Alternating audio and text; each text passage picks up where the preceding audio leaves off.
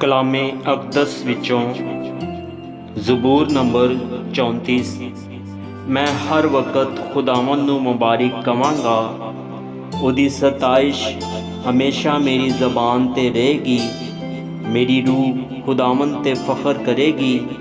हलीम ये सुन के खुश होणगे। मेरे नाल खुदावंद दी बड़ाई करो, असी मिल के उहदे नां दी तमजीद करिए। मैं खुदावंद दा तालिब होया, उन्हें मैनू जवाब दिता ते मेरी सारी दहशत तो मैनू रिहाई बख्शी। उन्होंने उहदे वाल नज़र कीती ते मनवर हो गए, ते उन्हां दे मूँह ते कदी शर्मिंदगी ना आएगी। इस गरीब ने दहाई दिती ते खुदावंद ने इहदी सुनी ते इनू इहदे सब दुखां तो बचा लिया। खुदावंद तो डरन वालियां दी चौवां पासे उहदा फरिश्ता खैमा जन हुंदा है ते उन्हां नू बचांदा है। आजमा के वेखो कि खुदावंद कैसा मेहरबान है। मुबारक है वो आदमी जिहदा तवक्कल उहदे ते वे। खुदावंद तो डरो ऐ उहदे मुकद्दसो, क्योंकि जिहड़े उहदे तो डरदे ने उन्हां नू कुछ कमी नहीं। बब्बर दे बच्चे ते हाजतमंद और भुखे हुंदे ने, पर खुदावंद दे तालिब किसी नेमत दे मोहताज ना होणगे। ऐ बच्चो आओ मेरी सुनो, मैं तुहानू खुदा तरसी सिखावांगा।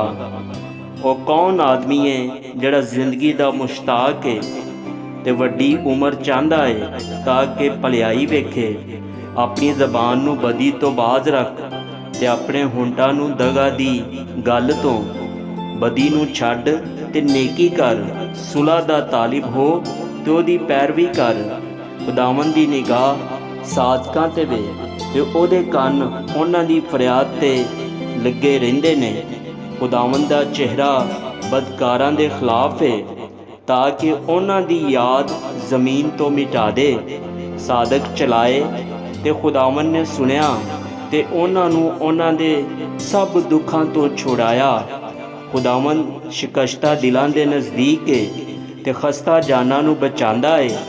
सादक दियां मुसीबतां बथेरियां ने, लेकिन खुदावंद उन्हां नू उन्हां सब तो रिहाई बख्शदा है। वो उहदी सब हड्डियां नू महफूज रखदा है, उन्हां चों एक भी तोड़ी नहीं जाती। बदी शरीर नू हलाक कर देगी ते सादक नाल अदावत रखन वाले मुजरम ठहरनगे। खुदावंद अपने बंदियां दी जान दा फिदिया दिंदा है ते जिहड़े उहदे ते तवक्कल करदे ने उन्हां चों कोई मुजरम ना ठहरेगा। आमीन।